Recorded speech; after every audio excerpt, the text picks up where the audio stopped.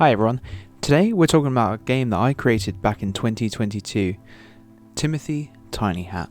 If you've never seen it before, you play as a cartoon doodle, Timothy, who's come to life on a desk of a creative who's very clearly burning out. And at the time of creating this game, I never realised I was burning out myself. So here he is, Mr. Timothy Tiny Hat.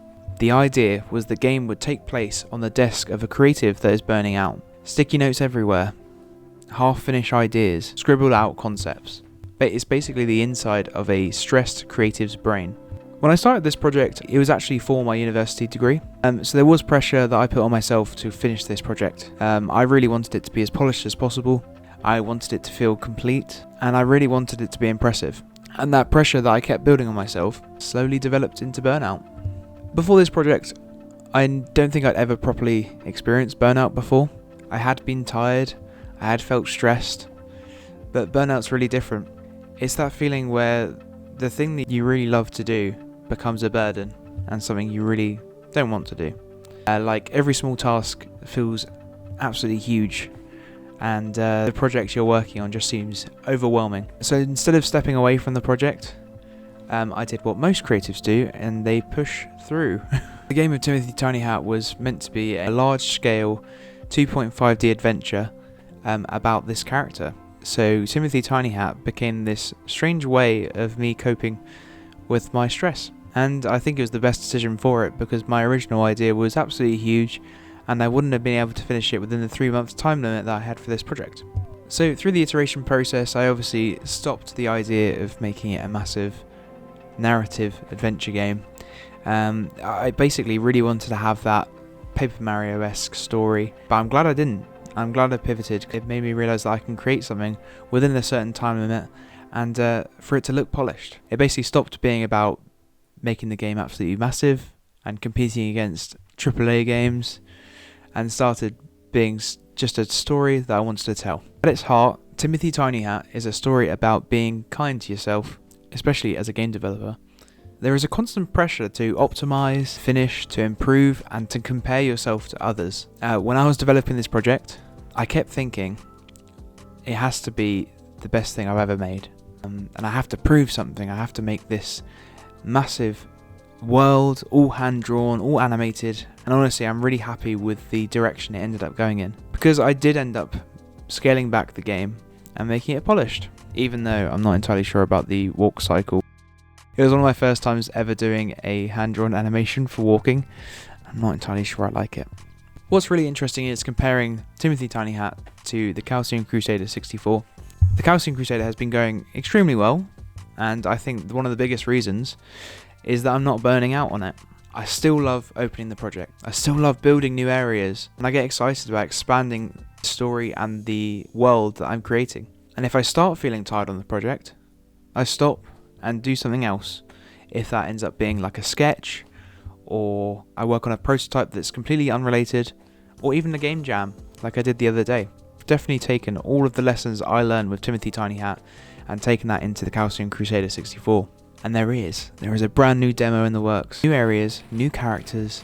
There's a lot of polish on this demo and I can't wait for you to see it. So Timothy Tiny Hat, this game will always mean a lot to me. It's a reminder that my brain isn't a machine. I can't just keep overworking it and hoping everything's going to be better for me just making the game work. Timothy Tiny Hat as a game was small, it was cute, and a little bit spooky at times. Not everything has to be big and polished. Sometimes it can just be a small game that's really meaningful to me. So now I'm going to jump in and play a bit of Timothy Tiny Hat, a little bit of an unscripted bit at the end. So if you want to stick around and watch me play the game, I would really appreciate that. But thank you very much for watching, and on to the gameplay of Timothy Tiny Hat. And hello again. This is a playthrough of Timothy Tiny Hat with me commentating over the top. So this was the first cutscene I ever made using Unity's animation controller. So I basically, that's just fake text on there. Essentially, I wanted the game to take place with this character you don't see. Essentially, they're going through a burnout, and they've got this brand new job that they're working for, and obviously they're getting overworked with that. But one of their old characters comes to life. So you essentially play as this little character, Timothy Tiny Hat, as they progress throughout the game. And there we go. Good luck, Timothy Tiny Hat. Explore this section of their Burnout. So the gameplay is very, very simple. You can walk around with WASD and you collect the key to success. So you walk around exploring the environments. The voxel train in the background there was for another project that I scrapped in the past called Breaching the Unknown. But yes, here we go. That is my dog. A little picture on the side. And you go. So that is the gameplay, is you take a key and bring it to a door. I wanted the sound to be like a big part of the game. So the music that's being created, it was by an artist called Nemo Sounds. I don't know if they're still under that name on Instagram, but they reached out to make music for this game and they did an excellent job. So essentially, everywhere you go on each level, the music guides you towards this keyhole.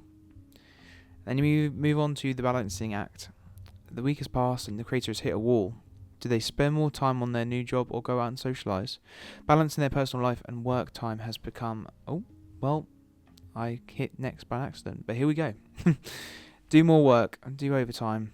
Essentially, in every level, you'll be able to find a candle as well, which will be like symbolic of how much the creator is burnt out. You can see like little scratches on the desk that increase over time as well. And there we go, a little spooky guy just there. So this whole game was basically created. Weirdly enough, I didn't know how to do a 2D character in a 3D world with Unity. So the whole world is actually tilted on its side at a 90-degree angle. I now know I don't have to do that. I shouldn't have had to do that in the first place. But essentially the character moves WASD like vertically and horizontally. And the whole world is essentially on its side. Which I don't know why I ended up doing it that way. But it's also the first time I ever did particle system. So the mugs that you can see in the game with the little T inside, yeah, it's got some bits to it, little particle systems. I hope you don't mind me just nattering about this game, because I really do appreciate anyone watching this. I'm just talking about the game. You're now in the crisis stage, an overwhelming amount of work. Oh, so poor Timothy, he's gonna have to walk through this creator's burnout. I really, really enjoyed doing the lighting for this game, because I really had a nice time just experimenting with different lighting. One thing I do want to mention is I created this game using a Mac. I can't remember how old my Mac was, but I now realise that it was sort of frowned upon to use a Mac to make games, but I don't think it's frowned upon. I think you can use whatever you want, any tools you have, create games in any way you want. I now use PC, but I think Mac is also a very good way of creating games. There we go. Collecting another key. Lots of little... he's going a bit crazy with all the sticky notes, this guy. But as you can see, the candle's already burnt down a little bit. My poor dog on the photo frame has fallen down. And you can see this guy's hands. Very creepy. I wanted to have like even more horror elements in this game, but I ended up not adding them on. But I wanted to have like this at the very end of the game, just like a little celebration of not overworking yourself. Just old ideas can be something new. Take time and come back strong. If I had more time, I would have made the ending a little bit more impactful, because it's just basically just a place where we can have a little boogie, and that's about it.